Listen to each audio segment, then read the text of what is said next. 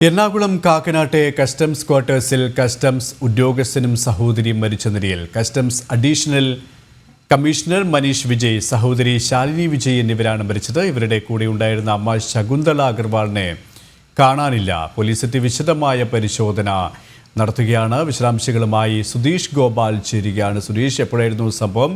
പോലീസിന്റെ പരിശോധനയും ഇത്തരത്തിലാണ്. ക്ക് ശേഷമാണ് ഇത്തരത്തിൽ മൃതദേഹങ്ങൾ ഈ ക്വാർട്ടേഴ്സിൽ കണ്ടത്. ഇത് കസ്റ്റംസിന്റെ ക്വാർട്ടേഴ്സ് ആണ്. എറണാകുളം കാക്കനാട്ടാണ് ക്വാർട്ടേഴ്സ് സ്ഥിതി ചെയ്യുന്നത്.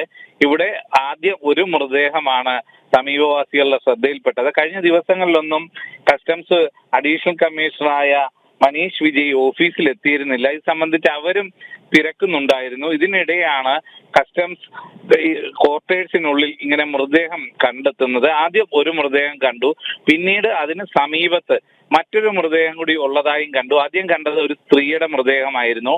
പിന്നീടുള്ള അന്വേഷണത്തിലാണ് അത് കസ്റ്റംസ് അഡീഷണൽ കമ്മീഷണർ മനീഷ് വിജയുടെ സഹോദരി ശാലിനി വിജയുടേതാണെന്ന് കണ്ടെത്തുന്നത്. അതിനുശേഷം ഇത് ഈ ക്വാർട്ടേഴ്സ് പൂട്ടിയ നിലയിലായിരുന്നു. അത് തുറന്ന് പരിശോധന നടത്തിയാൽ മാത്രമേ മറ്റു വിവരങ്ങൾ ലഭിക്കുമായിരുന്നുള്ളൂ. അതിനുള്ള ശ്രമത്തിലായിരുന്നു പിന്നീട് പോലീസ്.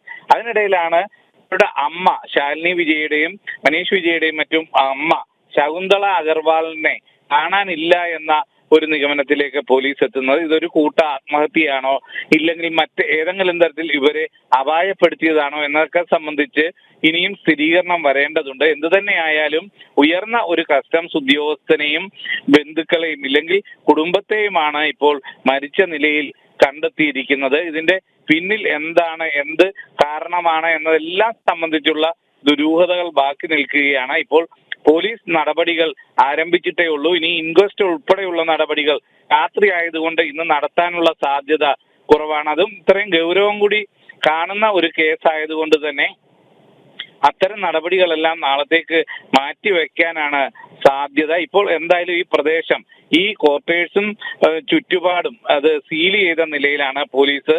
ആ രീതിയിൽ ഇനിയും തുടർ നടപടികൾ സ്വീകരിക്കേണ്ടതുണ്ട്. എന്തു തന്നെ ആയാലും വലിയ ഒരു